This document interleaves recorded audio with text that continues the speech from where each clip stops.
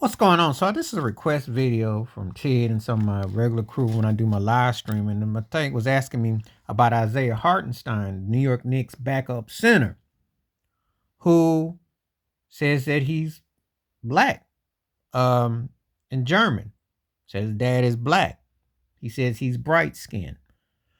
Um, on the surface, he looks more Caucasian. But then Mike McDaniels, the NFL head coach of the Miami Dolphins, says he's got black in him. And what do you do with that? I mean, because then you go back to the one drop rule, or how do you go back to it? And then when you live in a country that is racist as America, because even though there's mixtures, and let's keep it 100, chances are if you're African American born in America, you have a white cousin. Chances are there was some part of slavery, there was a part of mixing, etc. It's just that it was illegal. And no one talks about it because they anti-woke. They don't want school to teach it. They don't want to really go through it. That's why they don't come up with reparations. They don't really come up with balancing things out, because you don't get certain last names and certain identities without the mixes and the races being mixed together. So this guy, I guess if I go by Judd Nelson in New Jack City, when Judd Nelson had had his hair kind of cropped a certain way and his lenses didn't look so white, like he was a mixture with Ice-T. Maybe this is what goes on.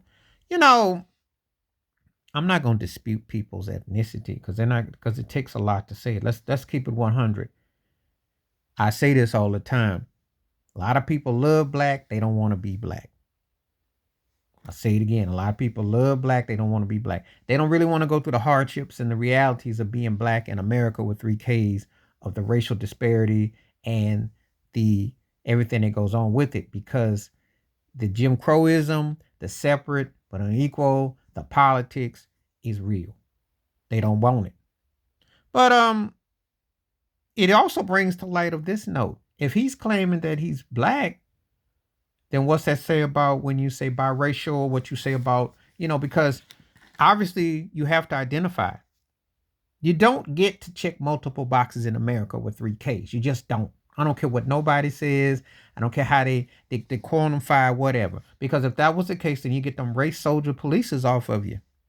And they know you when you're Negro. They can smell it and see it a country mile.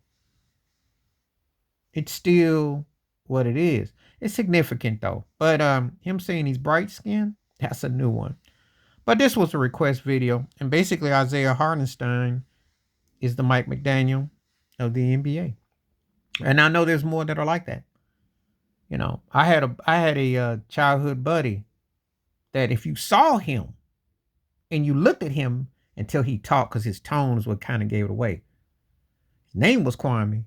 But if I told you he looked like Scott Baio when Scott Baio was on Happy Days, you'd think he was more closer to being Italian, than you would have thought that he was close to being Negro. And so there was, so growing up where I did, and it's ironic it was in Virginia, but when I lived in New York State, you saw people who looked like El DeBarge and Terrence and Darby. And until they talked in dialect, you just, because the tone was so richly light and bright. So there's so many mixtures and flavors. But when you live in a racist country, in places that only sees black or white, and how you identify and signify, that's why when you have Ancestry.com and 23andMe before they got targeted, crashed. But when you have all these beautiful things that can tie you and bring you back to your culture, or what the hybrid of your ancestors brought you, you have those memories that are powerful. It's just the ugly side of society that wrecks the creation that is the beauty that is you. Please like, subscribe, welcome thoughts, comments, and I do respond. Thank you. Wash your hands, keep your mind clear, watch out for another, and share it if you like them out. Peace.